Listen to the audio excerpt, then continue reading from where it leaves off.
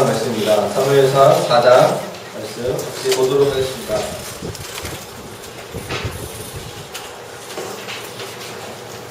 네, 사무엘상 4장 지난주에 이어서 1절부터 22절까지인데요. 12절부터 22절은 우리 말씀 나누면서 같이 보도록 하겠고요. 우리 같이 11절까지만 교독하도록 하겠습니다. 제가 먼저 읽고 여러분들 같이 짝을 교독하도록 하겠습니다. 사무엘상 4장 1절부터 11절까지. 사무엘이 말이 온 이스라엘에 전파되니라.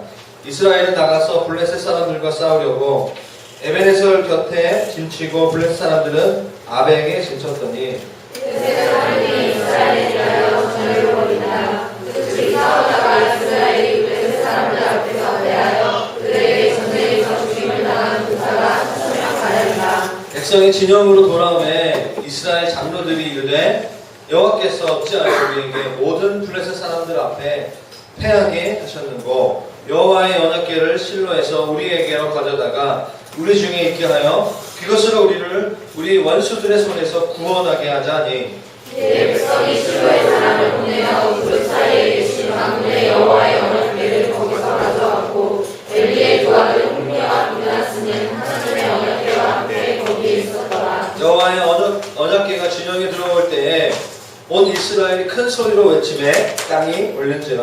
블레셋 사람이 그 외치는 소리를 듣고 이르되 힘의 진영에서 큰 소리로 외치며 진행이나 여호와의 궤가 진영에 들어오는 깨달았다. 블레셋 사람이 두려워하여 이르되 신이 진영에 이르렀도다 하고 또 이르되 우리에게 하로다 전날에는 이런 일이 없었도다. 우리에게 하로다 누가 우리를 이 능한 신들의 손에서 건지리요 그들의 망에서 여러 가지 재앙으로 애굽인을 친 신들이니라. 너희 블레셋 사람들아 강하게 되며 대장부가 되라. 너희가 히브리 사람의 종이 되기를 그들이 여호와의 종이 되었던 것 같이 되지 말고 대장부 같이 되어 싸우라 하고 블레셋 사람이 소년이 이스라엘이 패하여 각기 장막으로 도망하였고 살육이 심히 커서 이스라엘 고령에 엎드려진 자가 3만명이었으며 같이 읽겠습니다. 하나님에게 패하였고 엘리의 두 아들 홈리와 비나스는 죽임을 당하였더라. 네, 지난주까지 사무엘상 1장, 2장, 3장 말씀을 전했는데요. 그래서 사무엘상 4장에 대한 말씀을 나누기를 원합니다. 지난주까지 말씀의 주인공은 사무엘이었습니다. 하나님께서 한 사람의 계획을 부르시고 그를 택하시고 그를 훈련시키시며 그를 세우신 내용을 우리가 보았는데요. 오늘 사무엘상 4장의 말씀을 보면 한 무리가 나옵니다. 그러니까 이스라엘 공동체 전체 공동체를 향한 어떤 메시지가 있지 않나 생각이 듭니다. 그래서 오늘 말씀의 어떤 흐름은 한 개인에게 하시는 말씀일 수도 있고요. 또 하나의 교회, 또 더 나아가서 하나의 민족과 국가를 향한 하나님의 메시지. 하나님께서 이렇게 오늘 메시지를 통하여서 한 개인을 뛰어넘는 하나 주시는 메시지가 있다고 믿습니다. 그래서 공동체적인 관점에서 오늘 말씀을 나누기를 원합니다. 농담 안 하겠는데요. 오늘 말씀 보면서 농담 안 한다고 진정하는 못하는데요. 오늘 메시지에 나오는 이렇게 오늘 주인공이 한 명 있는데 누군지 아세요? 이름이 계속 반복되는데 농담을 안 해서 그런 센스인데 진영이에요. 진영. 요즘 표현을 보면 진영이 계속 나옵니다. 진영. 캠프라고 하는데 진영이 진영. 농담을 하지 분명히 얘기했습니다. 근데 좀 우리 마음이 좀 이렇게 마음 부드럽고 그러면 막 웃어요. 재밌다. 마음이 어렵던데요. 뭐야? 이런 반응이 보이죠? 네, 다 농담하겠습니다. 한 사람이 나오는데 진영입니다. 억지로 막 이쪽 되게 어두워지죠. 되게 어두워지고 나랑 무슨 생각이죠? 그래서 이제 어려운 문제가 좀 있는데 농담은 분명히 제가 똑같은 얘기했습니다. 성경을 보면 재밌는 사람들 얘기가 많이 나옵니다. 말씀을 좀 나누기를 원하는데요. 오늘 말씀 제목은 하나님의 임재를 상징하는 언약궤. 언약궤를 빼앗긴 이스라엘 공동체.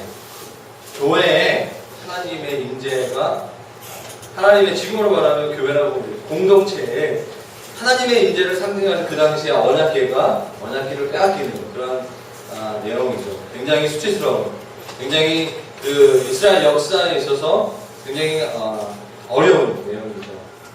부정적인 사건일 수도 있습니다. 그다음 말씀을 통해서 우리 개인을 넘어서 우리 교회와 도시와 교회와 열방에 하나님께서 이렇게 이 성경에 기록했다는 것은 어떤 메시지가 있다는 것이죠. 그래서 오늘 말씀을 통해서 우리가 같이 적용하고 우리 삶이 우리 교회가 또 새로운 차원으로 나아가는 시간 되기를 바랍니다. 우리 1절 말씀 보면 하는데요. 1절 어떤 그 성경 번역의 그 소제목을 적어놓는데 보면은 4장 1절의 전반부가 3장 끝자락과 연결되는 것들을 이렇게 볼 수 있습니다. 제 성경도 이렇게 3장 사무엘을 부르시면서 4장 앞에 사무엘의 그 1절 전반부에 있는 말씀, 사무엘의 말이 온 이스라엘에 전파되니라까지가 문맥상 3장과 3장 마지막 절과 연결되어 있다라고 저희 성경에 이렇게 표시되어 있는 것 같습니다. 그런 분도 있어요? 많을 것 같은데 대부분 아마 구절을 표시한 성경들이 이렇게 되어 있을 것입니다. 여러분 이렇게 그 3장에 시작되는 3장 1절 말씀의 상황과 어떤 성경에는 이렇게 편집할 때 3장 마지막 또는 이제 4장 1절로 우리가 알고 있는데 3장 1절 아이 사무엘이 엘리 앞에서 여호와를 섬길 때에는 어떻죠? 여호와의 말씀이 희귀하고 이상이 흔히 보이지 않는 상황과 오늘 4장의 상황은 좀 다르죠. 사무엘이 이제 부르심을 받는 그 내용이 사무엘상 3장인데 오늘 언약궤가 하나님의 임재를 상징하는 그 언약궤를 빼앗긴 그 내용의 장면이 나타나는 그 상황이 다르다. 굉장히 첫 시작은 굉장히 고무적인 상황이었어요. 긍정적인 상황이었어요. 사무엘이 하나님의 부르심을 받고 하나님의 말씀과 이상이 희귀한 그 시대 가운데 사무엘을 하나님 부르셔서 그에게 예언의 말씀도 주시고 말씀의 그 영도 주셔서 그로 하여금 이스라엘 백성들이 그렇죠? 사무엘의 말이 온 이스라엘에 전파되었다라고 했어요. 여러분 사무엘의 말이겠습니까? 사실은 하나님의 말씀이죠.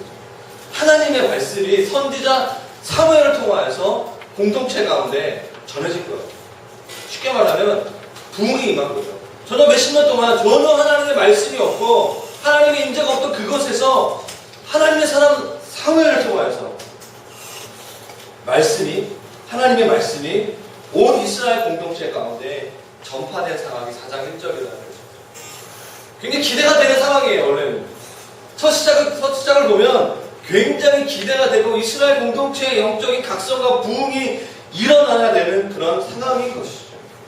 그런데 오늘 11절 우리가 같이 읽었던 11절 그리고 12절부터 20절 끝절까지 굉장히 역사의 어떤 부정적인 그런 이야기들을 우리가 접할 수 있습니다. 그 이야기들을 좀 나누기 원하는데요. 1절 중반 후반부를 보면 하나님의 말씀이 온 이스라엘에 전파되고 그 말씀의 부흥을 통하여서 이스라엘 공동체가 어떻게 맞아나죠? 나가서 싸웠다라고 얘기했죠. 말씀이 임하면요 사람들이 굉장히 적극적으로 변하는 거예요. 하나님 말씀이 임하면 말씀의 영을 받게 되면 비전을 사로잡히게 되고 그냥 집 안 구석에 있지 않게 된다는 거예요. 어떤 어려운 상황 가운데 그냥 그 상황을 바라보면서 머물러 있는 것이 아니라 나간다는 것이죠. 그리고 적군을 향해서 싸우고자 하는 마음이 생긴다는 것입니다. 할렐루야. 하나님 말씀이 우리 가운데 부어지게 되면 우리는 가만히 있을 수가 없다는 거예요. 있습니까? 아멘? 아멘. 자, 제가 이제 할렐루야 하고나 믿습니까? 하면 아멘으로 우리가 좀 같이 화답하면서 같이 말씀에 깊이로 나가서 주겠습니다. 예, 이런 거. 제가 그 외부 집회 가면 항상 이걸 요청하거든요. 근데 이거를 처음 요청하고 가면요 정말 반응을 잘해줘요. 신나. 근데 교회 주일 예배 때마다 매주 하기 그렇잖아요. 이상하잖아요. 약간 좀 너무 부흥사 같고 그런 거 되게 싫어하거든요. 근데 처음 가거나 오랜만에 가고 제가 얘기를 좀 하고 수련회 같은 거 주강사할 때 첫날 월요일날 저녁에 저는 이렇게 반응하면 더 좋은 설교가 나올 수 있을 것 같아요. 믿습니다. 아멘 하면 난리 났다. 근데 신나가지고 좀 그만했으면 좋겠는데 계속 아멘 하면. 네, 우리 교회는요 좀 이렇게 할 필요가 있는 것 같습니다. 이런 거. 자, 사랑합니다. 무슨 말인지 모르겠어요. 그렇습니다. 딴전이고요. 우리 1절 1절 후반부를 보면요. 그래서 이스라엘 백성들이 말씀의 역사가 일어나는 거냐. 나가서 블레셋 사람들과 싸웠다라고 이야기하고 있습니다. 한쪽은 에벤에셀, 그리고 이스라엘 백성들은 에벤에셀이라는 지역, 그리고 블레셋 사람은 아벡이라는 지역에 서로 대치된 상태 가운데 있는 거죠. 말씀이 아마 아니랬으면 이스라엘 백성들은 가만히 있었을 거예요. 지금 내가 그 어떤 비전도 발견하지 않고 어떤 영적인 각성도 일어나지 않았기 때문에 이렇게 있는 거예요. 여러분 그 당시에 그 블레셋 사람들은요, 지금으로 말하면 예전에 그 여러분 그 노르웨이라든가 그 스칸디나바 반도 쪽에 있는 바이킹들 아시죠? 마치 그런 사람들처럼 굉장히 그 야만인들이었어요. 그리고 이렇게 그 뭐죠? 그 이집트와의 그 당시 그 이게 있거나 말거나 역사를 보면요, 이집트와의 그 바로 왕과의 싸움에서 패전해서 그래서 그 북쪽에 있는 그 이집트로 들어가기 원했는데 그래서 그 이스라엘 남쪽에 그 베드로가 환상을 봤던 지역이 어디냐면 요빠라는 지역입니다. 항구 도시에 거기에 블레셋 사람들이 정착하게 됩니다. 그 지역에 5개의 도시를 만들고 이스라엘을 위협하는 상황. 단지 이스라엘뿐만 아니라 고대 근동의 정치와 어떤 이런 그 힘의 그 세계 속에서 블레셋 사람들이 굉장히 이렇게 어렵게 하는 그런 민족이었던 거죠. 그래서 이스라엘 사람들이 기다리다가 말씀이 임하고 의문이 생기니까, 거룩한 의문이 생기니까 전투에 참여하게 되는 것이 오늘 1절 후반부의 상황이라고 보면 될 것 같습니다. 말씀이 임하니까 싸우고자 하는 마음이 생기는 거죠. 그건 좋은 것입니다. 그러나 사실 오늘 말씀의 어떤 핵심 메시지로 가는 굉장히 중요한 메시지는 말씀이 임한 것으로는 부족하다는 거예요. 더 깊은 차원의 능력과 그리고 그 타이밍에 하나님의 그 세밀한 음성과 하나님의 인도하심이 중요하다는 거예요. 단순히 말씀을 보고 말씀이 임하는 것으로는 그 타이밍 가운데 어쩌면 적절하지 않을 수 있다는 것이에요. 그 얘기를 좀 하기를 원하는데요. 2절 말씀 같이 한번 읽도록 하겠습니다. 2절 말씀 시작. 블레셋 사람들이 이스라엘에 대하여 전열을 벌이고 그 둘이 싸우다가 이스라엘이 블레셋 사람들을 패하여 그들에게 전쟁의 죽임을 당합니다. 다 천명입니다. 이스라엘과 블레셋이 싸우다가 보통 성경에 나와 있는 역사를 보면 보통 승리하죠. 하나님이 함께 하시는 이스라엘 백성들의 승리를 주죠. 그런데 블레셋 사람들 앞에서, 이방 사람들 앞에서 그들이 패하게 되고 전쟁에서 죽임을 당할 숫자가 4,000명가량 된다라고 이야기하고 있습니다. 사무엘을 인해서, 사무엘을 통해서 말씀이 임하고 이상이 얘네는 비전이에요.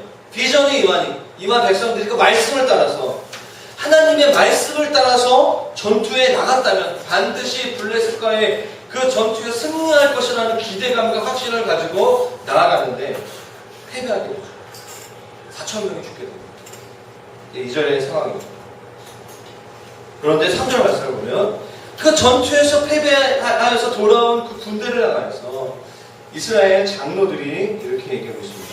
3절에 백성이 진영으로 돌아오매 이스라엘 장로들이 이르되 여호와께서 어찌하여, 이 말이 되게 중요하거든요. 어찌하여. 이거 별로 좋은 뉘앙스가 아니에요. 어찌하여. 어째서. 여호와께서 어찌하여 우리에게 오늘 블레셋 사람들 앞에 패하게 하셨는고. 이게 그냥 하셨는고, 이게 점잖게 얘기하는 게 아니라 약간 따지는 뉘앙스예요. 성경을 볼 때 이 뉘앙스를 잘 보셔야 돼요. 여호와께서 어찌하여. 말씀이 우리에 있는데 내 말씀 따라서 오늘까지 이렇게 갔는데 이것은 우리가 전혀 예상하지 못했던, 이건 어떻게 그 블레셋 사람들 앞에서 우리 공동체가 패한 것이야. 왜 우리 가정에 이런 일이 일어났는가? 그 상황인 거죠. 3절 말씀. 여러분, 하나님으로부터 우리가 강한 어떤 확신을 가지고 움직였는데, 그 하나님의 음성을 따라 움직였는데 되지 않았다면 어떻게 해야 합니까? 네? 어떻게 해요? 돌아봐야 되죠. 그렇죠? 정말 주님의 뜻이 맞았는가? 내가 혹시 잘못 들은 건 아닌가? 이게 굉장히 고통스러운 거죠. 내가 하나님 뜻인지를 알고 움직였는데 잘 안 돼요. 문이 닫혀. 어려운 일만 계속 생겨. 그러면 그 타이밍에 고민해야죠. 그렇죠? 내가 하나님의 음성을 잘못 들었는가? 아니면 잘 듣고 갔는데 고난이 있는 것인가? 장벽에 있는 것인가? 이것을 깨트려야 하는 것인가? 아니면 그냥 인내해야 되는 것인가? 그냥 이것을 통과해야 되는 것인가? 거기에 대한 어떤 해석에 대해야 되죠? 맞습니까? 반응하셔야 돼요. 할렐루야? 네. 해석이 중요해요. 그러니까 신앙생활에 있어서 굉장히 중요한 거예요. 믿습니다, 비나이다 이게 아니에요. 내가 믿음을 가지고 나아갔는데 하나님 거기서 어떤 결과를 주세요. 거기에 대해서 이것이 하나님께서 어떤 것을 말씀하시는 것에 대한 자기 해석이 필요한 거예요. 그게 인격적으로 만나는 거죠, 하나님을. 하나님은 저 멀리 계신 분이 아니에요. 멀리 계시기도 하지만 우리 안에 거하십니다. 성령님이 우리 안에 거하세요. 하나님께 물으면 주님이 우리에게 알려주십니다. 이런 믿음이 있어야 신앙생활이 재밌어요. 그렇죠? 이게 없으니까 종교생활로 가는 거죠. 오늘 이스라엘 공동체가 돌아봐야 돼요. 하나님 뜻이 맞았는가? 내가 성급하지는 않았는가? 혹시 내가 잘못한 것이 무엇이 있었는가? 겸손한 거죠. 이렇게 어찌하여 하나님이 나에게 이런 것을 주셨습니까? 그냥 그만한 말투예요. 하나님이 나한테 하는데 왜 나한테 불러가 난리야? 막 이런 식의 멘트는 굉장히 교만한 거 높은 마음이죠. 그런데 하나님 내가 잘못한 게 무엇인가? 겸손한 마음이죠. 나와 우리 공동체가 회개하고 돌아볼 것은 없는가? 반성하고 침묵하면서 자신과 공동체를 살펴보는 것들이 필요하다는 거예요. 그런 가운데 하나님의 어떤 감동이 없다면 다른 걸 수 있어요. 아, 주님이 십자가를 지고 너의 십자가를 지고 가라. 뭐 이런 말씀을 주시던가. 네, 그렇죠? 주님이 원하시는 것은 우리가 우리 자신을 돌아보라는 거예요.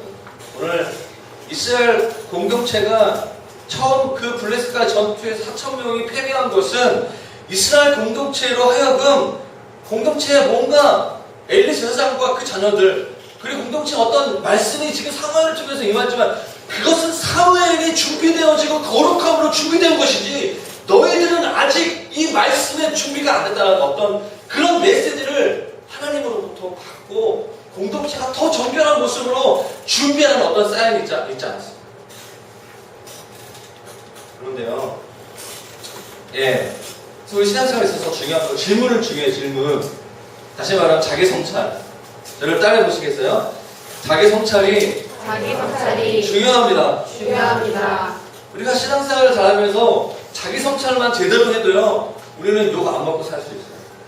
예수 안 믿는 사람들한테 그리스도인 자기를 돌아보고 반성하고 회개할 수 있다면, 회개할 수 있는 능력이 있다면 하나님 앞에서 핑계대지 않고 우리가 어떤 실수를 하고 연약한 가운데 있을 때 하나님 앞에서 그리고 사람들 앞에 야 내가 잘못했다 미안하다 라는 말 할 수 정말 진심으로 있다면 저와 여러분들이 속한 가정 가운데 우리가 속한 직장과 세상 가운데 평화가 임할 줄 믿습니다. 아멘. 기독교인들이 먼저 회개할 수 있어야 돼요. 하나님 앞에서. 그리고 사람들 앞에 미안하다라고 말할 수 있어요.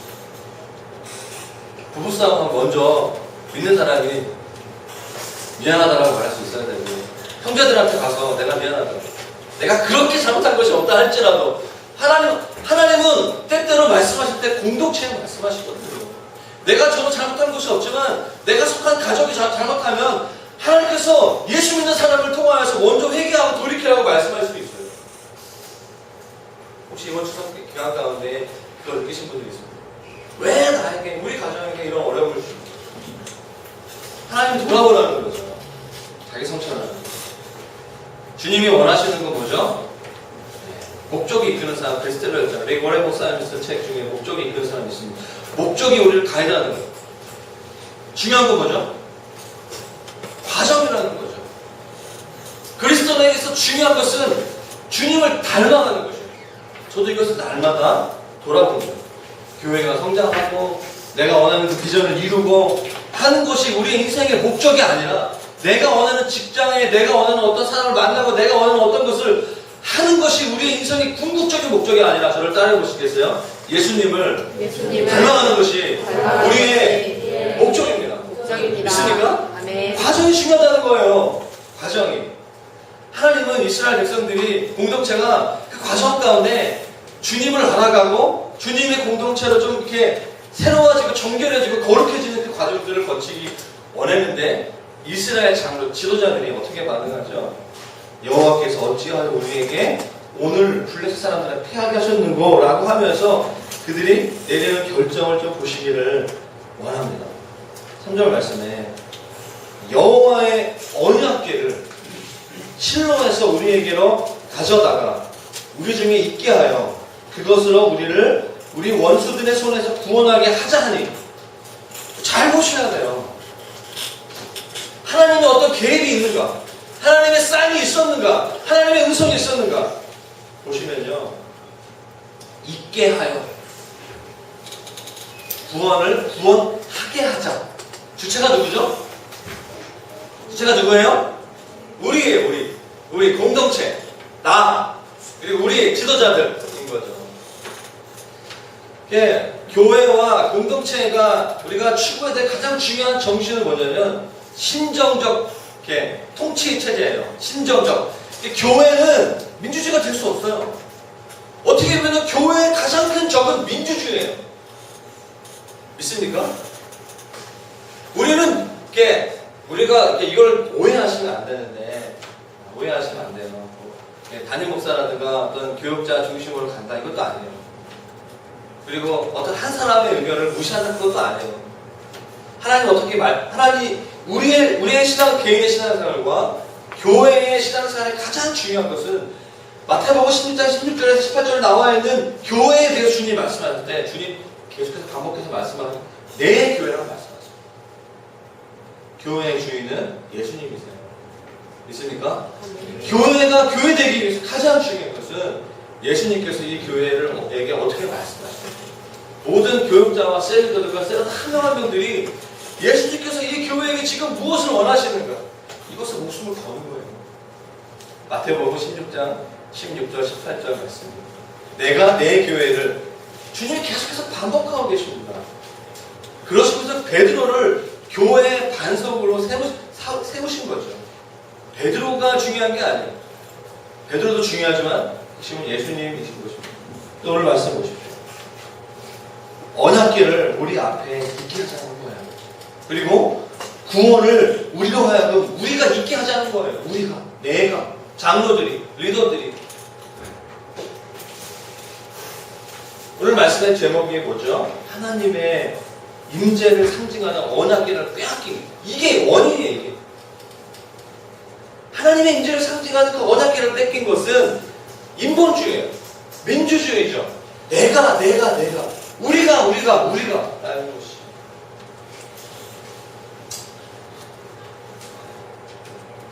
우리 자신을 돌아보기를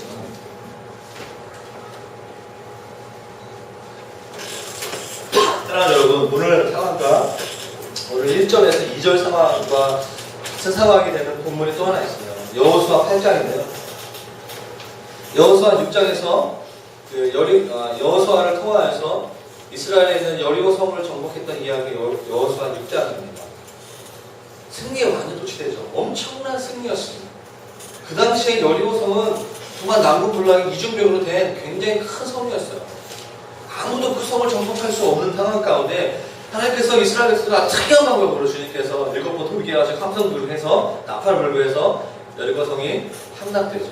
주님이 말씀하셨어요. 여호수아 6장 후반부에 보면은 너희는 그곳에 있는 모든 그 전투에 승리함으로 말미암은 모든 전리품과 모든 양과 소와 양과 모든 어떤 금은 부하들은 너희 가지면 안 된다. 너희 가지면 안 된다. 여기는 아주 더럽혀진 땅이기 때문에 거기서부터는 어떤 유익도 너희들이 가지면 안 된다라고 주님께서 분명히 여호수아와 백성들에게 말씀하시고. 그런데 아간이라는 사람이 눈이 멀어가지고 몇 개를 취해요. 몰래. 하나님께서 7장, 8장 말씀에 아이성이라는 그 성을 전투에 함락하기 위해서 올라가는데 패배하게 하십니다. 먼저는 여호수아라는 그 당시의 영적 지도자를 방심하게 해요. 이성은 아이성이, 우리나라 말로 봐도 아이성이야. 그러니까 막 이렇게 성이 작아. 그래가지고 어리석성에 비했을 때는 이건 참 작다. 그래서 2, 3만 명이 가지 말고 몇 천 명, 한 1,000명, 2,000명만 가면 된다. 2, 3천 명만 가면 된다라고 여호수아 얘기하죠. 여호수아가 회개해요. 돌이킵니다. 지금 우리에게 내가 너무 방심했습니다. 내가 너무 정말 이렇게 경솔했습니다. 주님 용서해 주십시오. 주님 지금 이러고 있을 때가 아니야. 사실 너가 경솔한 것도 있지. 그것이 본질이 아니라 백성들 지파들을 뭐하라. 거룩하지 않게.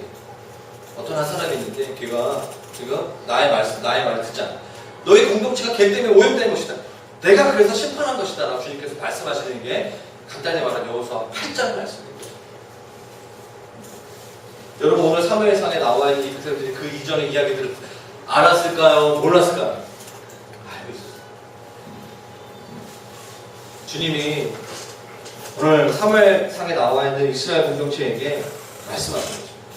과거에 아간의 범죄, 아간 한 사람으로 말미암아 공동체 얼마나 어려운 일들이 많이 있었는지 알아요. 그 지파가 완전 싹쓸이 돼요. 다 죽어버려요. 이스라엘 백성들은 그 사실들을 이미 알고 있었습니다. 백성들이 좀 돌이키고 회개하고 묵상하면서, 그러나 그렇게 하지 않죠. 오히려 마치 제가 하나님에 대한 그 오해 중에 이런 게 있죠. 알라딘 그 요술램 보면 이렇게 딱 비면 뭐죠? 거인이 나오잖아요. 이름이 지니잖아요. 지니. 배진이가 아니라 지니. 지니가 이렇게 하면은 지니가 나와가지고 막 이렇게 주인님 뭘 원하십니까? 이따만 애가 나와가지고 나도 지니가 있었으면 좋겠어. 막 이렇게 해가지고 막 그럴 때가 많이 있었는데 하나님은 그렇게 생각하는 거죠. 언약궤가 있으면 된다. 언약궤가 지니예요, 지니. 언약궤를 앞세우면 다 된다. 하나님 말씀 있으면 다 된다. 이런 신앙의 패턴이 뭐죠? 한마디로 뭐죠? 기복주의잖아요. 이게 기복주의예요. 하나님을 기계로 만드는 거예요. 하나님께서 이 가운데 백성들에게 원하셨다는 것을 좀 멈추고 침묵하고 회개하고 돌이키라는 어떤 사인이 있는데, 분명히 우리가 그 당시에 이스라엘 백성 이거는 그냥 명확하게 아는 거예요. 근데 우리로 하여금 언약궤를 앞세우자. 그래서 그 언약궤로 하여금 우리가 구원받게 하자라는 거죠. 하나님은 무슨 어떤 기계로 보는 거예요. 어떤 거 이렇게 자기가 하나님의 그 신을 조작할 수 있다고 생각하는 거죠. 굉장히 무서운 거죠. 이거 신앙생활에서 굉장히 무서운 것입니다. 저도 이렇게 목회하다 보면 그런 사람 만날 때가 많이 있어요. 이게 좀 돌이키고 회개하고 좀 자기를 돌아봐야 되는데 뭐 이렇게 다른 식으로 얘기하는 거예요. 말귀를 못 알아듣는 경우가 많이 있어요. 그런 경우에는 제가 예전에 사역 초창기에도 많이 싸웠어요. 이렇게 너가 당신이 잘못했습니다. 이거 하나님이 이렇게 말씀하십니다. 돌이켜야 됩니다. 어쨌든 설득시키려고 굉장히 노력을 많이 했어. 체력도 있고 혈기도 있고 뭐 다 있고 그때 영성도 있고 다 있어요. 하여튼 저도 제가 아플 때가 되게 많이 했어요. 요즘에는 체력도 없고 영성도 없고 사랑은 있지만 이게 이렇게 해봐서 되는 게 아니라는 걸 제가 알기 때문에 그런 성도들한테 얘기하지 않아요. 얘기해도 못 알아서 싸우기밖에 안 해요. 전수사님 되게 강하시네? 뭐 이게 아직 잘 주님 모르시는 것 같은데 하면 다 돼요? 이렇게 막 이렇게 하시고. 신앙생활 오래 한 사람들 좀 그런 것 같아요. 오래 하고 나이가 많고 사회적 지위가 높을수록 하나님 앞에서 낮은 태도로 가지 못하는 모습들을 많이 보게 되는 것 같아요. 저도 그렇습니다. 저에게도 좀 하나님이 주시는 어떤 그 선지자 같은 사람들이 필요한 것 같아요. 여러분 마찬가지 아니겠습니까? 그래서 좀 보기 원하는데요. 어쨌든 하나님의 인재를 상징하는 언약궤를 빼앗기는 장면이 나옵니다. 4절 말씀. 너무 안타까운 내용들이 많이 나는데요. 볼까요? 네. 이에 백성이 실로의 4절 말씀에 사람을 보내며 그룹 사이에 계신 만군의 여호와의 언약궤를 거기서 가져왔고 엘리의 두 아들 홈니와 비느하스는 하나님의 언약궤와 함께 거기에 있었더라. 추우신 분들이 있으면 걸으시면 갑자기 선풍기를 끄는 게 좀 아주 중요한 것입니다. 여러분 언약궤를 좀 보기 원하는데 언약궤는 나무로 쉽게 말하면 나무로 된 상자예요. 나무로 된 상자. 거기 안에 하나님의 말씀이 있는 모세의 법궤가 그 하나님의 돌판 위에 새겨진 하나님의 말씀이 있는 거예요. 한 1m 가량 되는 거예요. 쉽게 말하면. 금으로 되어 있어요. 내 규칙에는 끈을 만들었어요.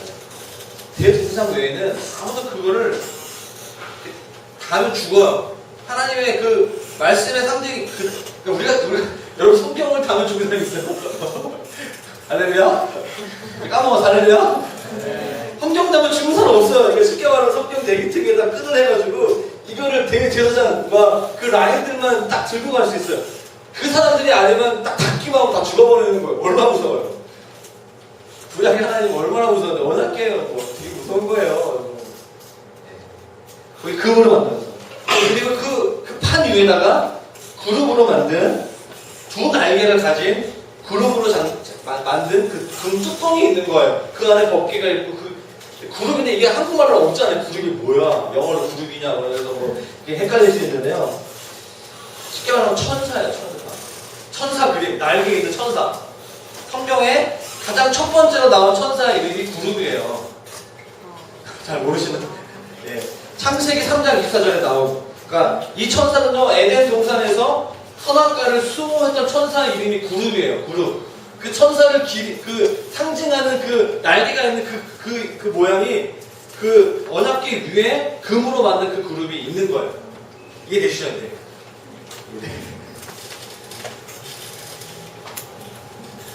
구름 사이에 계신 만군의 여호와의 언약궤라는 거죠. 금으로 만들어져 있고 날개를 펴서 그게 거룩함의 상징인 거죠. 그래서 하나님께서는 자신을 자신을 계시하실 때 그룹들 사이에서 나타나시는 경우가 되게 많이 있었어요. 그러니까 그 천사들 사이에서 쫙 나타나시는 거예요. 천사들. 그래서 이사야서 말씀에 보면 구름이란 말이 많이 있거든요. 구름, 뭐 6개의 날개를 가지고 천사들을 이야기하는 것이죠. 그러니까 구름은 하나님의 최측근이에요. 왼팔을 시켜가지고 하나님의 보좌하고 받드는 역할을 하는 것이죠. 언약궤는 하나님의 임재를 상징하는 것이죠. 천사가 보호하고 있는 거예요. 제사장들만 만질 수 있는 거예요. 그러니까 어떻게 보면은 이스라엘 장로들이 이 일을 한 거지만 주도한 것처럼 보이지만 하나님께서 그냥 그거 허용하시는 거예요. 하나님 허용하십니다. 왜냐하면 홈니와 비느하스를 전쟁터로 끌어내기 위해서.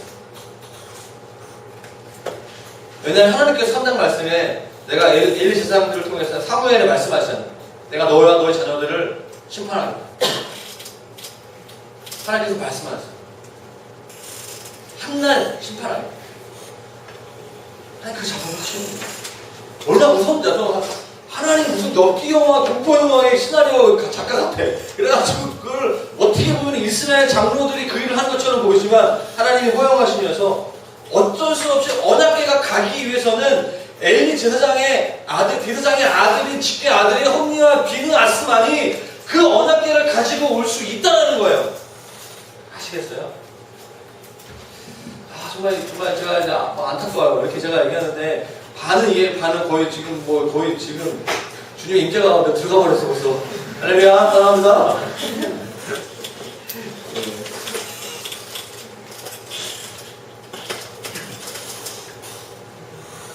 하나님이 그 공동체 가운데 그 공동체의 산적한 문제를 해결하시는 거죠.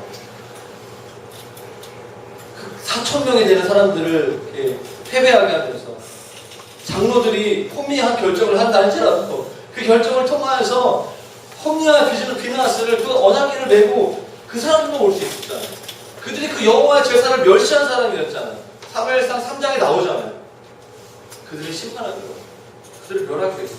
그 공동체의 영적 기도자들의 어떤 그 죄악들을 하나님께서 그것에 대한 정리하기 위해서 공동체의 산적한 문제를 해결하기 위해서 그 일을 허락하시는 거예요. 이해가 되십니까?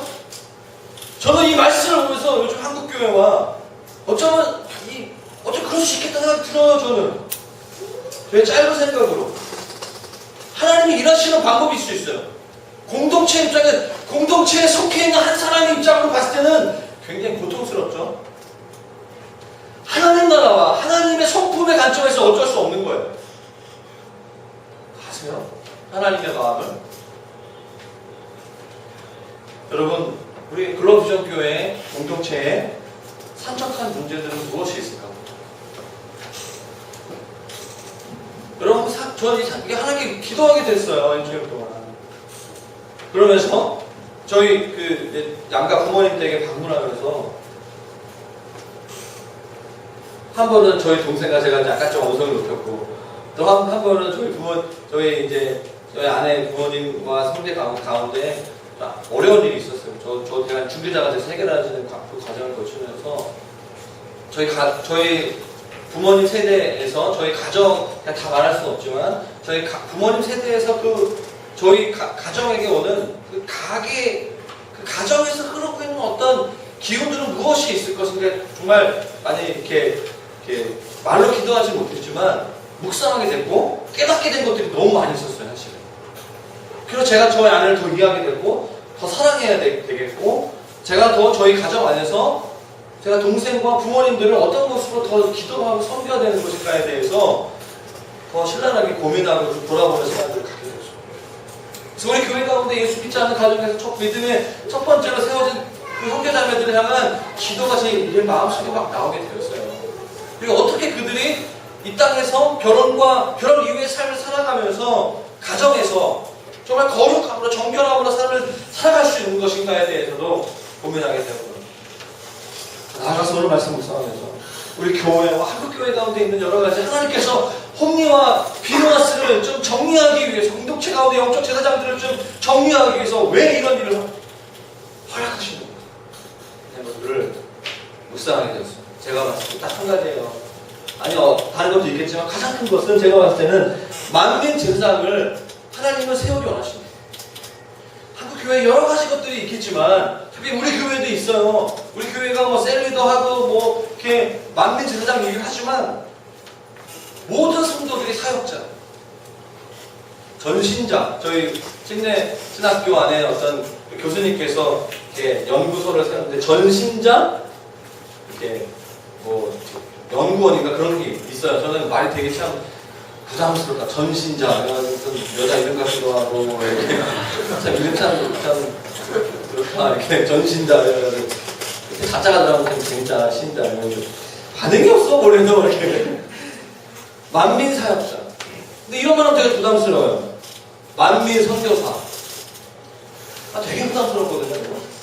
그러니까 제가 요즘에 성교 얘기 잘 안 하는 거 혹시 아세요? 이집트 첫날 말고 성교 얘기 잘 안 해요. 왜냐면 성교 얘기만 하면 사람들이 일단은 발이 들치는 경향이 있는 것 같아요. 전도사님 맨날 성교 갔다 왔으니까 근데 이런 느낌이 들 때가 좀 있어요, 사실은. 아니죠? 제가 오해 있기를 바랍니다. 하려면 아멘?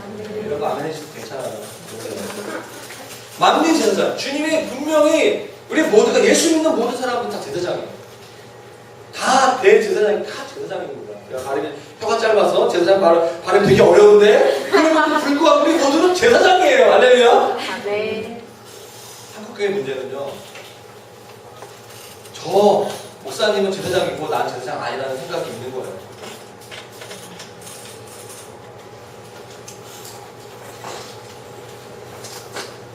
우리의 모든 부르심은 제사장의 부르심이 있어요. 역할이 다른 거예요. 저는 이 글로비전 교회가 더 하나님이 원하시는 교회가 되기 원한다면 여러분들이 정말 하나님의 사역자라는, 제사장이라는, 선교사라는 그 정체성이 더 많이 회복돼야 될 줄로 믿습니다. 초신자 이런 개념은 없는 거예요. 예수 믿는 모든 사람들에게 성령님이 내주하십니다. 제가 더 얘기하면 잔소리가 될 것 같은데. 여러분, 2-2인가요? 이스라엘 백성들이 기뻐해요. 어저께가 오니까. 우리 5절 말씀 같이 한번 우리 큰 소리 듣도록 하겠습니다. 시작. 여호와의 언약궤가 얼마나 기뻐했는지. 야, 이제 드디어 하나님의 민재를 상징하는 언약궤가 이 캠프 전쟁터에가 왔기 때문에 우리가 지금 4,000명을 지우는데 이제 우리는 반드시 승리할 것이다라는 기쁨이 있는 거죠. 땅이 울릴 정도로. 오늘 후반 보니까 땅이 울릴 정도로. 엄청난 승리와 언약궤를 향한 이 정말 이렇게 영광스러운 순간이죠. 얼마나 그들이 환호하면서. 그런데 참 정말 성경에 정말 이것처럼 정말 재미있는 기록이 있어. 6절 희망문에 블레셋 사람이 그 외치는 소리를 듣고 이르되 히브리 진영에서 이스라엘 진영에서 큰 소리로 외치면 어찌 됩니다 하다가 정탐꾼이 온 거겠죠? 그 앞에서 이렇게 본 사람이 여호와의 괴가 진영에 들어온 줄을 깨달은 거예요. 하나님의 그 언약궤가 그 이스라엘 캠프에 들어온 거예요. 여러분 고대 근동 지역에서는요 이렇게 그 전쟁에서 승리를 기원하는 마음으로 자신들이 믿고 있는 그 신의 그 임재를 상징하는 것을 어떤 깃발로 상징해요. 깃발에 신의 그 모양을 그린 거죠. 깃발을 들고 나타나는 거예요. 그래서 그 전쟁에 나간 그 왕의 그 무기, 어떤 그 무기에 그 당시 지금 사실 청동기 시대인데요. 그 왕의 무기에 권능을 부여하고 왕의 앞에 옆에서 왕들을 대신하여서 그 신들이 힘을 줘서 싸운다라고 생각했던 것이죠. 그래서 그 어떤 점쟁이들이라든가 어떤 그 당시에 어떤 영적 지도자들은 휴대할 수 있는 거룩한 물건들이나 어떤 성물들을 총동원해서 전쟁에서 그 신들의 의견을 묻거나 이렇게 가지고 다니는 것이 굉장히 일반화되어 있었어요.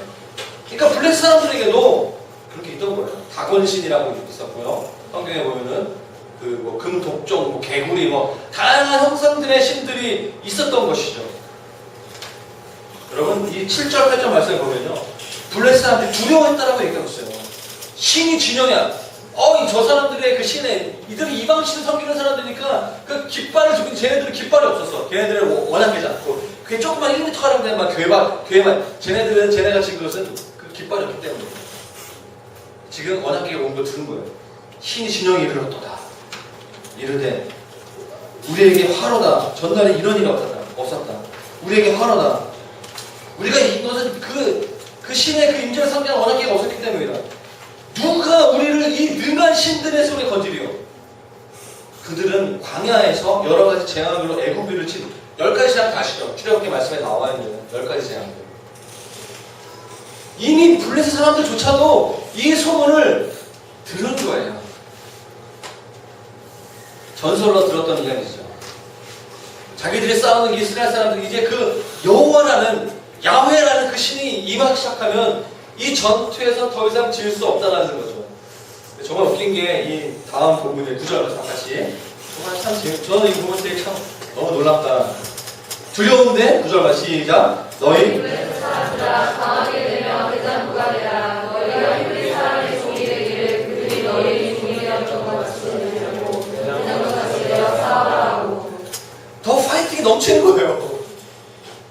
보통 같으면 쫄아가지고 도망가야 되는데 너무 두려운데 그 두려움을 더 이들이 더 하나 되고 더 파이팅하고 더 외치면서 강하게 되자! 앞에 나와서 이렇게 싸움을 도는 자도 있거든요.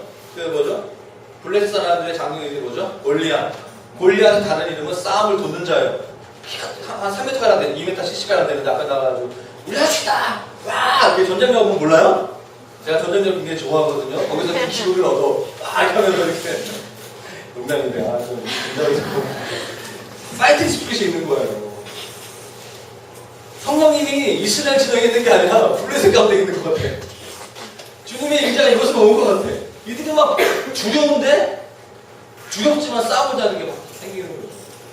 대장부 같이 싸우다 죽으라는데 우리는 여기서 막 끌어다 막 이러면서 막 멋있게 장렬하게 막 이렇게 나가고 있는 거죠. 저는 참 재밌었어요 이 부분이. 성경에 이런 장면들과 이런 표현들이 연출된다는 것은 분명한 하나님의 의도와 하나님의 뜻과 하나님의 메시지가 있다는 거예요. 여러분 잘 묵상하셔야 됩니다. 보셔야 됩니다. 여러분 하나님이 실패한 것처럼 보이십니까? 4장만 봤을 때 실패한 것처럼 보이겠죠. 그러나 5장을 보시면 6장을 7장을 보세요. 하나님이 일하세요. 언약궤가 뺏겨갔는데 거기서 그 언약궤가 있는 곳마다 그 신들이 목이 막 잘리고 죽고 이렇게 막 이상한 전염병에 걸리고 블레셋 사람들이 도저히 못 살겠다 싶어서 다시 언약궤를 이렇게 던져내는 장면들이 5장, 6장, 7장 보시기를 바랍니다. 하나님이 블레셋을 벌하세요.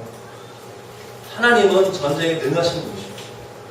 그러나 오늘 4장 말씀에 메시지가 있는 거 보면 하나님의 의도와 뜻이 있는데 하나님은 이스라엘 공동체가 하나님의 교회가 하나님의 뜻 가운데 움직이는 것을 원하셨다는 거예요. 교회가 정결케 되는 것을 주님이 원하신다는 것입니다. 10절과 11절 말씀 볼까요? 블레셋 사람들이 쳤더니 전투의 그 전쟁의 영이 충만해져가지고 여호와의 블레셋 사람 쳤더니 이스라엘이 패하여 각기 장막으로 자기 집으로 도망가는 거죠. 사륙이 심히 커서 이스라엘 보병이 엎드려진 엎드리 뭐 죽은 사람이에요. 몇 명이죠? 3만 명.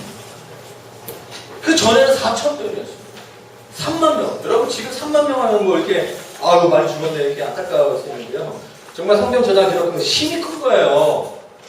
사사기 시대에 그 거주지의 숫자와 규모와 그 성읍지역 면적을 다 이렇게 과학적으로 조사해봤을 때 성경학자들이 사사기 시대에 그 당시에 이스라엘 백성들의 인구가 몇 명인 줄 아세요? 장정들만 봤을 때 20만 명 정도 됐어요. 20만 명 중에서 20에서 25만 명, 한 30만 명 최대 그 안에 3만 명이 죽은 거예요. 남 가정 자기 가정마다 10가정당 한 명은 죽은 거죠. 엄청나게 많은 사람들이 죽은 거예요. 그 당시에 시대로 보면 10분의 1 가장이 하루아침에 블레셋 사람들에 의해서 죽게 된 거죠. 그리고 11절 말씀에 하나님의 괴가 빼앗겼죠. 하나님의 임재를 상징하는, 하나님의 영광을 상징하는 하나님의 원한계를 블레셋에게 뺏기고 엄청난 영적 치욕 사건이죠. 영적인 치욕의 사건이에요. 하나님 임재가 다른 하나님도 믿지 않은 어떤 이상한 나라에 장수들한테 뺏긴 거예요. 그리고 또 세 번째로 혼니와 비느하스, 형제가 엘리의 형제가 죽게 되죠. 여러분 이것을 볼 때 한마디로 말하면 그냥 망한 것이 아니라 폭삭 망했다. 그냥 망한 것이 아니라 완전히 망한 거예요. 완전 영적으로 망하고 육적으로 망하고 그리고 다 망한 거예요. 그냥 제정신이 아닌 거예요. 그냥 한 번 안 된 게 아니라 완전 다 망한 거예요.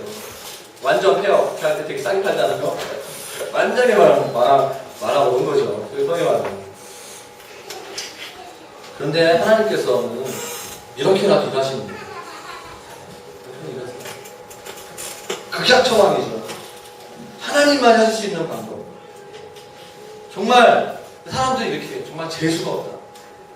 왜 나에게 이런 일이 있을까? 만약 혹시 여러분 가운데 여러분도 알고 있는 사람 중에서 정말 완전히 망한 사람이 있다면 정말 내가 봐도 참 안 됐다. 여러분 혹시 그런 생각이 든다면 눈을 들어서 하나님을 바라봐야 될 때입니다. 그분의 마음과 그분의 뜻과 그분의 계획이 무엇인가. 그리고 오늘 성경을 보십시오. 여러분 12절 말씀 볼까요?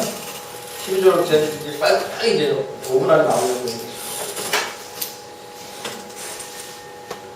그 전투에서 빛이 나 어떤 한 사람이 엘리에게 이야기하고 13절 말씀이에요. 엘리가 그 의자에 앉아있고 하나님의 괴로 말미암아 떨리죠. 마음이 되게 불편한 거예요. 하나님이 원하기를 이렇게 전투에 내보내면서 이것이 하나님이 도운 것이 아닌데 마음이 걱정이 되는 거죠. 그런데 엘리의 눈이 되게 이렇게 나이가 어두워서 이렇게 지난번 이렇게 눈이 어두운 상황에서 사람들 제대로 볼 수 없는 귀는 멀쩡한 거예요. 사람들이 온 성읍의 사람들이 부르짖는 거예요. 왜 부르짖을까요? 자기의 자식, 아빠, 친척이 죽은 거예요. 10명 중에 1명이 죽었다는 것은 아마 모든 그 부족사이기 때문에 다 관계된 사람, 다 아는 사람들인 거죠. 다 알고 있는 거예요. 완전히 출처럼 난 거죠. 나라 자체가 완전히 지금 어둠 가운데 있는 거예요. 그 얘기를 들으면서 엘리가 14절 후반부에 그 부르짖는 소리를 듣고 이르되 이 떠드는 소리, 표현에 이 떠드는 소리, 그게 어찌 된 거냐. 그 사람이 빨리 가서 엘리에게 말하되, 여러분 이렇게 엘리가 그 소리를 들으면서 그의 모습을 좀 보게 나옵니다. 이스라엘 백성들의 그 부르짖는 소리를 한번 묵상해 보시기를 바랍니다. 여러분 성경을 보십시오. 2절 3절 하장 2절 3절 말씀에 4,000명이 죽을 때 여러분 30만 명 중에 4,000명이 적은 숫자가 아니죠. 100명 중에 1명이 죽은 거죠.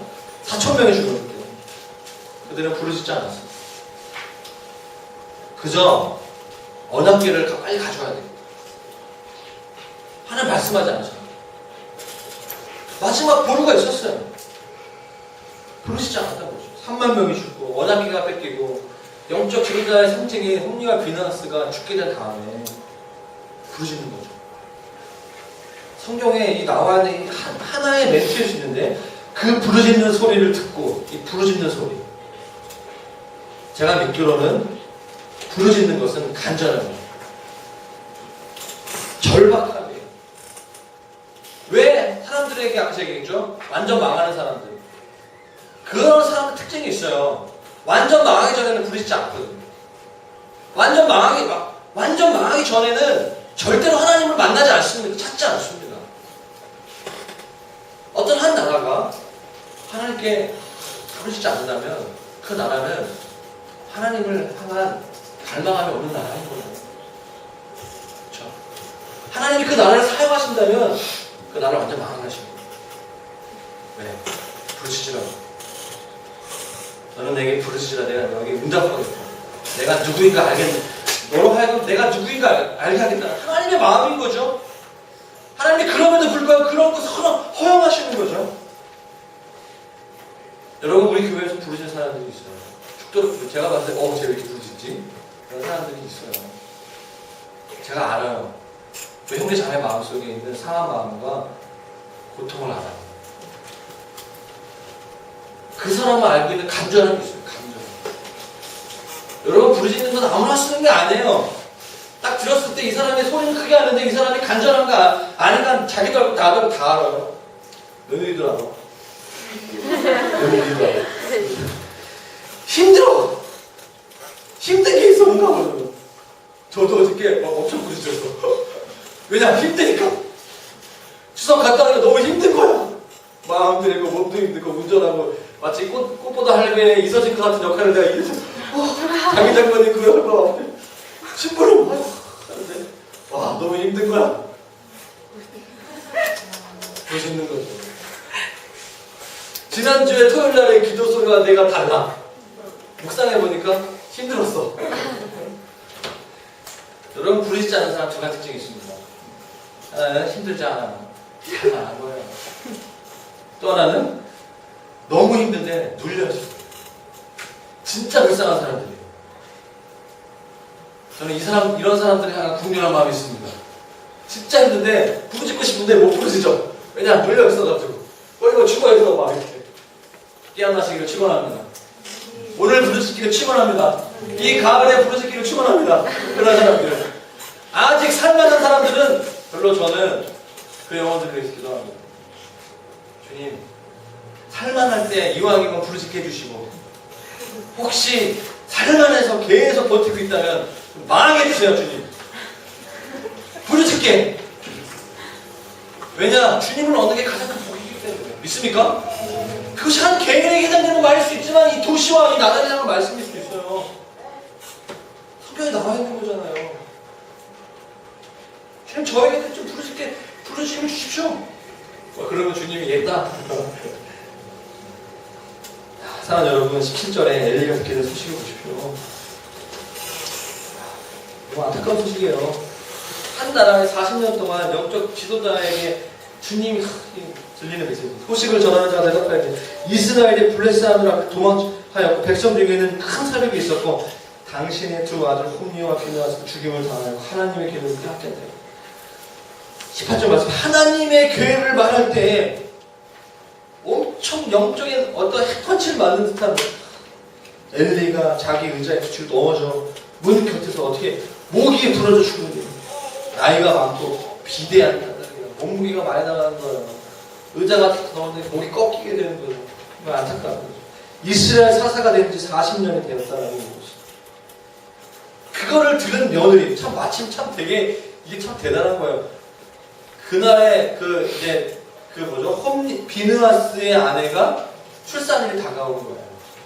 해산 때가 가까운 20절 말씀에 괴가 빼앗기고 남편이 죽고 시아버지가 죽는, 너무 그 얘기를 듣고 그 충격을 받는 거죠.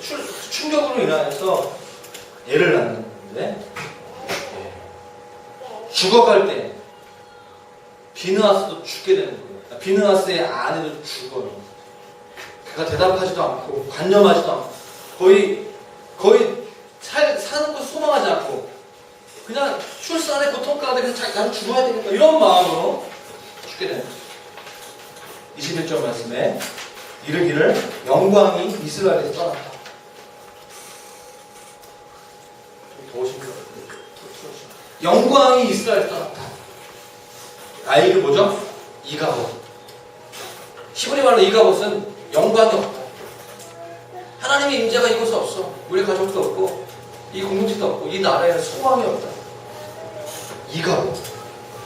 하나님의 교회가 빼앗겼고 그의 시아버지와 남편과 한 나라죠. 제가 이 말씀을 보면서 하루아침에 한 가정에서 4명이 죽게 됩니다.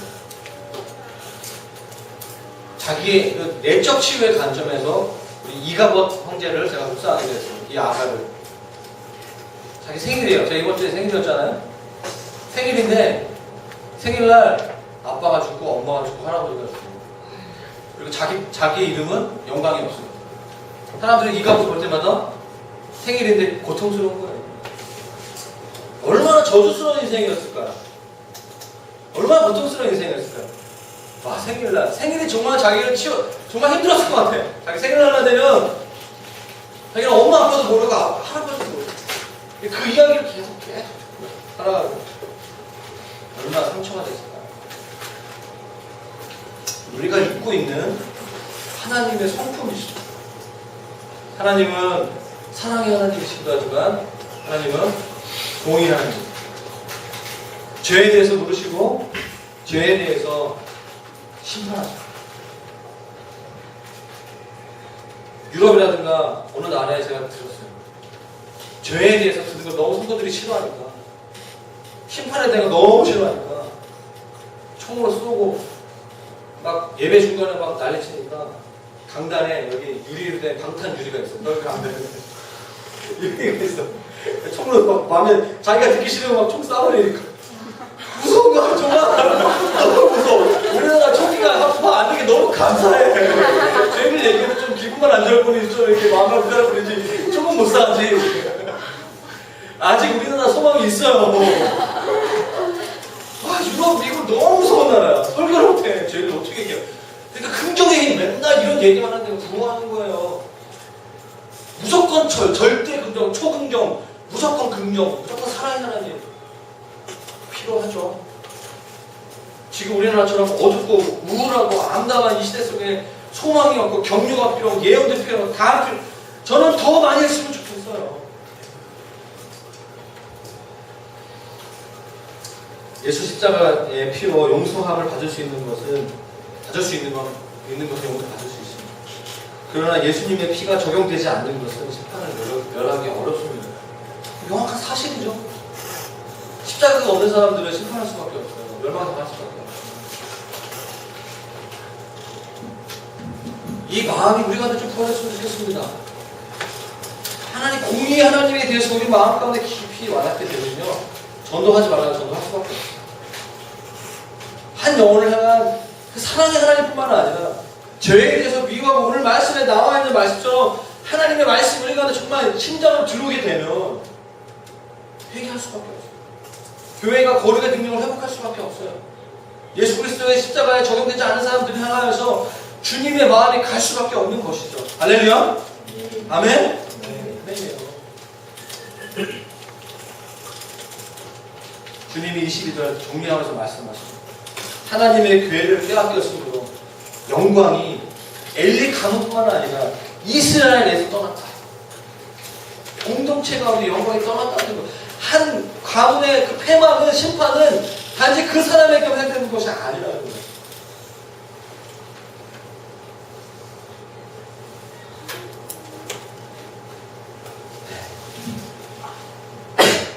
우리가 한번 좀 묵상했으면 좋겠습니다. 정리하겠습니다. 죄를 빼앗겼기 때문에 영광이 공동체로 떠났다는 거예요. 사무엘에게 말씀을 전하는 온 이스라엘 땅. 말씀에 어설프게 헌신하는 거예요.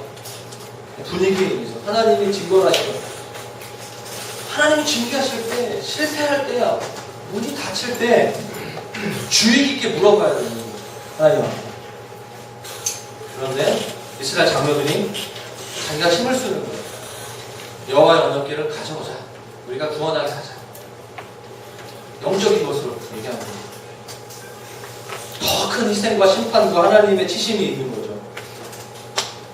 그래서 결국 자신과 가정과 교회에 하나님의 영광이 떠나게 되는 거죠. 정리해볼까요? 간단하게. 교회에, 한국 교회에, 우리 교회에 하나님 말씀을 어설프게 헌신하는 거예요. 하나님 말씀대로는 안 돼. 그때 징계하실 때 하나님께 물어봐야 돼요. 지금 한국 교회는 하나님께 물어봐야 될 때입니다. 우리 교회는 물어봐야 돼요. 혹시 우리 교회가 어떤 거 할 때 잘 안 될 때, 뭔가 정해질 때, 셀에서라든가 우리 삶에 있어서 자기가 힘을 써요. 우리가 어떻게 하자.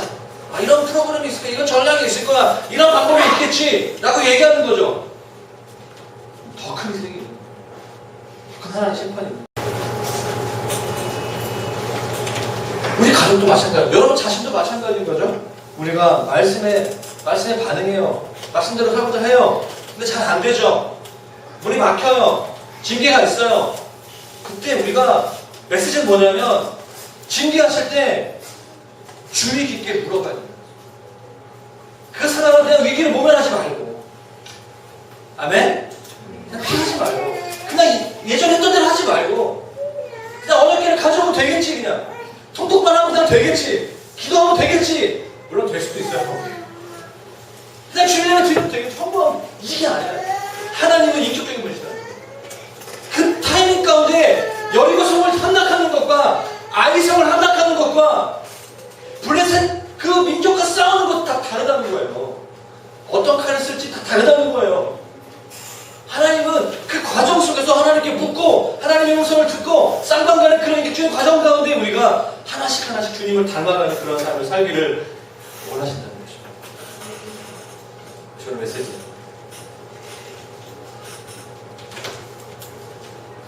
그래서 마지막 나오면서 나이성 전투의 승리를 통해서 우리가 결국에 우리가 승리하자는 거예요. 아멘? 패하자는 것이 아니라 승리하자는 거예요. 배워야 돼요. 임재의 회복은 아이성 전투에서의 메시지는 정결이었어요. 임재의 회복은 정결인 것이에요. 단순히 말씀을 따르는 정도가 아니라 마음의 중심에 정결함이 회복되는 것. 주님의 사인과 인도하심이 없을 때 너무 영적으로 이렇게 반응하다 보면 치우치게 돼요. 미혹되게 됩니다. 너무 하나하나에 민감하게 되는 거예요. 막 이렇게. 여러분, 다시 그러니까 제가 밀어붙이는 것, 단순히 어떤 영적으로 믿음으로 밀어붙이는 것은 때때로 좋은 것이 아닌 것 같아요. 제가 잘하는 걸 수도 있는데. 저도 많이 회개하게 됐어요. 지난 30대를 생각하면서 어떤 성도가 저희한테 요즘 전도사님 참 좋다. 힘이 빠지셔가지고 참 부드러워지신 것 같다. 맞습니다. 체력이 딸려가지고 뭘 못하겠어. 이렇게 의욕은 있는데 아유 힘들어. 이렇게. 여러분 중요한 것은 주님의 감동과 주님의 인도하심이 있어요. 여리고성과 아이성은 다른 것입니다. 핵심은 그때마다 주님의 음성을 듣고 그 임재, 그래서 우리가 해야 할 것은 하나님의 임재가 무엇인지 훈련해야 돼요. 하나님은 기계가 아니세요. 하나님은 알라딘의 그 요술램프 같은 지니도 아니십니다. 우리가 하나님을 인격적으로 깊이 아셔야 돼요. 하나님을 알 때 인격적으로 아셔야 돼요. 요즘에 그냥 우리가 뭐 세리머니 할 때마다 습관적으로 내가 하나님의 임재를 경험하면 오래야 막 이렇게 막 부끄러워하면서 그게 자랑이 아니 그 정말 힘든 상태인 거예요. 정말 심각한 지경인 것입니다. 교회가